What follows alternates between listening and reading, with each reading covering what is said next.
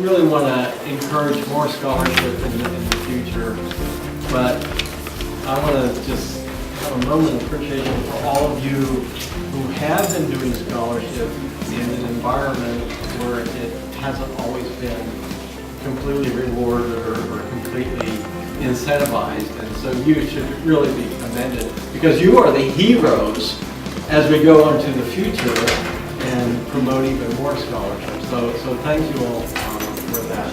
So I was asked at one point, actually about 5 years ago now, to identify and find the site of the breadfruit goddess and her village on the island of Kosrae in Micronesia. I was told, after gathering a series of oral histories, well, where is her village likely to be? And the answer was always, oh, up there somewhere. That is, in the jungle in the middle of the island.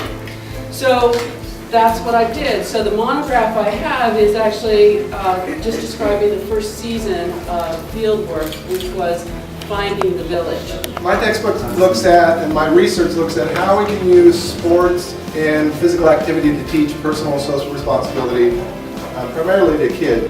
This book is rather large because contracts is taught under two models. One model is to teach it over the entire course of a year, 28 weeks. Another model would be to teach it in one semester. So this is a book designed for a two-semester course.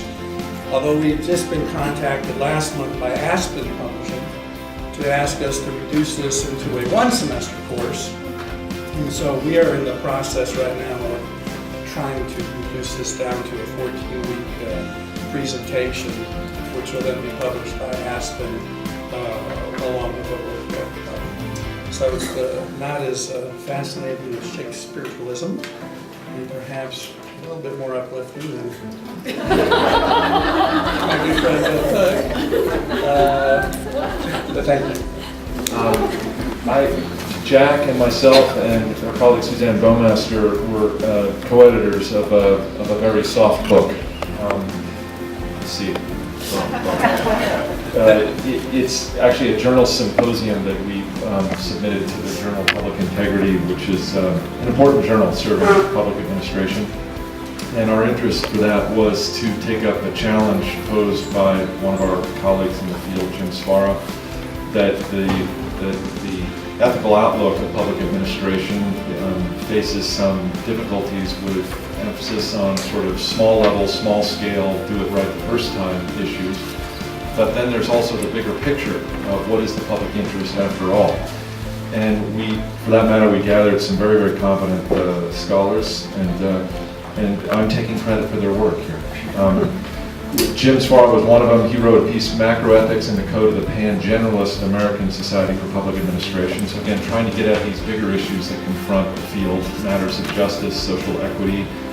Bill speaks eloquently, so eloquently too, on a global scale. What about our agency professionals and how they approach conflicts of interest that are broader than just the immediate circumstance?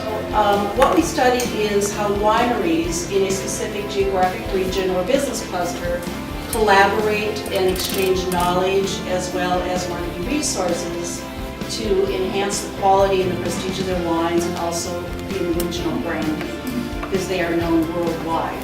So the context was the Central Otago wine region of the South Island of New Zealand. And we did a very qualitative research study to extract this information. My area of scholarship is psychology of sport injury and rehabilitation, and within that, my specific sort of sub-area is rehabilitation adherence and factors that relate to adherence. So my chapter critiques the design of the document and argues that although the document intends very wisely to cover all that should be taught within first-year composition, it doesn't do that because each of the objectives are covalent. They are listed as equals. So just, for example, learning conventions is equal to learning something more theoretical, rhetorical, like, for example, a rhetorical situation. So practitioners could still practice and use these objectives and just drop off more theoretical objectives. So I argue for nesting, that there are really only 2 or 3 real theoretical objectives, and that everything else should be listed and nested underneath that, so that we don't lose the theory behind what we do in writing. Well, when I was at the International Reading Association convention about a year ago, I found out that Texas A&M University had just received a huge grant, and that they wanted to publish a 3-volume series called Literacy Research, Practice, and Evaluation, and they were accepting proposals. So what I did was I simply submitted a proposal based on the Literacy Center, and I got a reply, kind of an exciting reply from the editor, who said, we'd like you to go ahead and submit this proposal for the Literacy Center and talk about how you developed it.